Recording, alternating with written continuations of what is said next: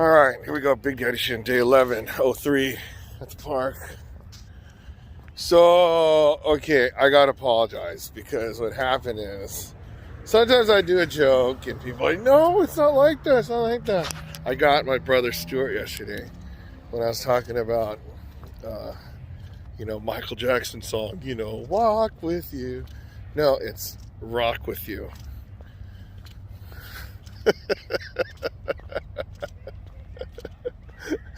But, I mean, you guys will never know if I knew it right or not, right? So, you know what I'm going to do? I'm just going to say I was wrong. But, yeah, everybody knows rock with you, right? Well, most people do. Most people know Michael Jackson, too. Because, his music, highly in demand. Highly in demand. So, I remember, people, when Thriller came out, everybody wanted a Thriller jacket or that one glove. Everyone wanted the glove, So I'm learning this stuff on that whole demand stuff now, right? With these houses, right? Like if that haunted mansion thing got, people wanted that thing. I'm like, oh my gosh, what else, right? So I was having lunch with Harold today, right? And then so, we're in Fullerton and still working our stuff. And then, so, oh, look, there's this house, whatever, right? Just listed, right? By the time we finished lunch, it was already contingent. We're like, oh my gosh, this whole supply demand thing on housing, it's ridiculous because it's like, this is what they mean seller's market. There's not that many houses. And there's a ton of buyers waiting to just jump on it. It's like you go fishing with prime rib instead of worms. People are like, I don't want these worms. I want the prime rib. So they're waiting for the nice house to come. As soon as it come on, it just jumps on it. And then it's like crazy. So, a bunch of different options on what to happen. But then, I saw different, this one looked really nice. If I bought it, I don't know when the next time I'm going to eat is, right? But at least I'll be having a really nice house.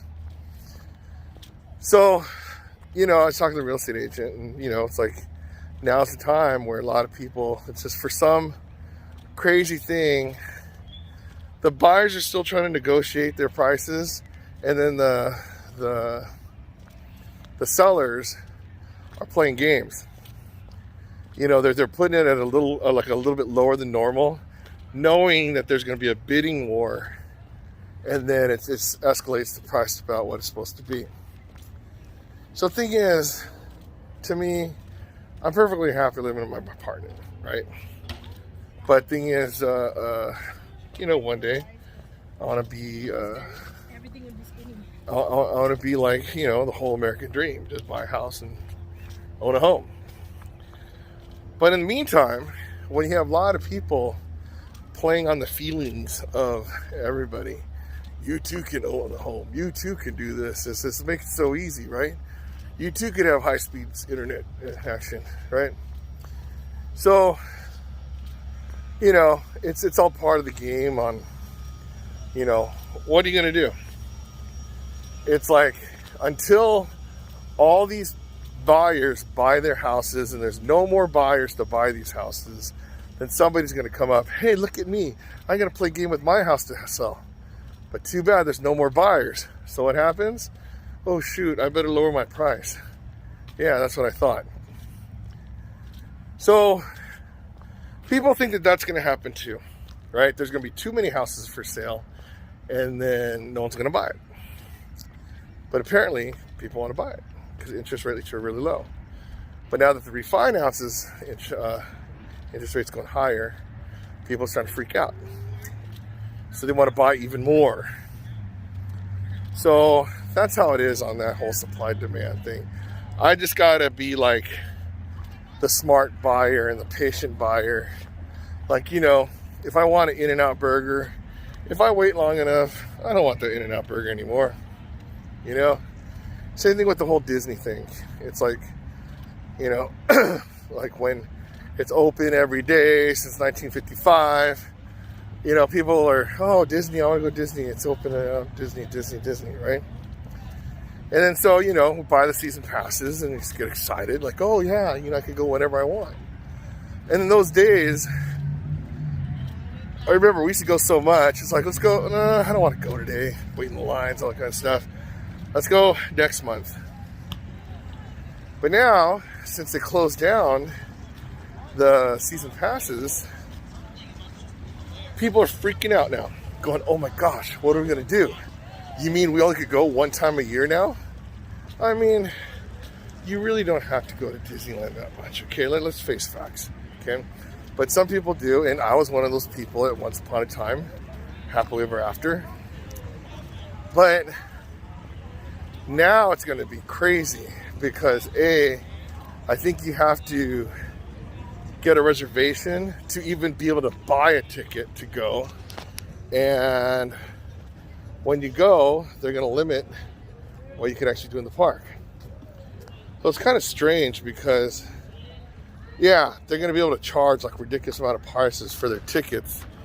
But in the same sense, they're going to be losing a crazy amount of money because if they do that, they're going to have to change their food policy where you can't bring any food in the... Because right now, as long as it fits in your backpack, you could bring it in. And then you could bring bottled water. As long as the drink is sealed, you could bring it in.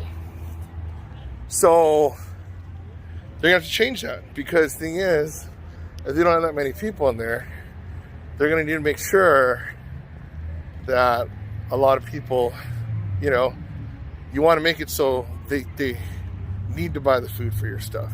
The whole supply-demand type of thing. I mean, I don't know. It's gonna be crazy. It's gonna be crazy. But same thing like with, you know, these belly dance events, best in world, right? There's a ton of events. People could go. But, you know, it's this supply-demand. It's like, okay, if they want to come to your show, they don't want to come to your show. Is it good? How's it compared to the other shows? You know, I mean, mine, you know, I just wanted to give people lessons for a good price. And then so, it worked out. But when it comes down to trying to play with these things, unless you're like really astute and study the whole heck of the thing, don't mess with these type of things. It's just know if you want something bad enough and it's something that other people want, you're gonna have to pay. And then if nobody wants it, you'll probably get a good deal. And then if somebody wants something that you want really bad, they're gonna pay. If nobody wants it, then they're no big deal. So it's just like, you know, my videos. No one's gonna pay for my videos. You shouldn't pay for my videos because there's so many of my videos out there. Why would you pay for it? And the thing is, I'm not popular enough where I could just do like 1 or 2 videos and a lot of people go, oh my gosh, do you see the exclusive? No, it's not like that either, right? But then also, same thing with like this whole exercise stuff. Because tomorrow, I'm gonna go to Vegas to buy a cross cable pull machine, okay? So these are the machines that like I've been looking for the past whatever. And then I think you guys heard me about it. Brand new, they're like $6,000. The model before that's about $3,500, right? And the one before that, I couldn't even find it until now. So I found it for $1,500. So the thing is, it sounds like a lot, but if you find it, the cheapest you'll find it for is $3,000. The thing is, this one is like, it does everything for your upper body. Like any type of combination of your stuff, you could do it. Does it weigh 1,000 pounds? Yes.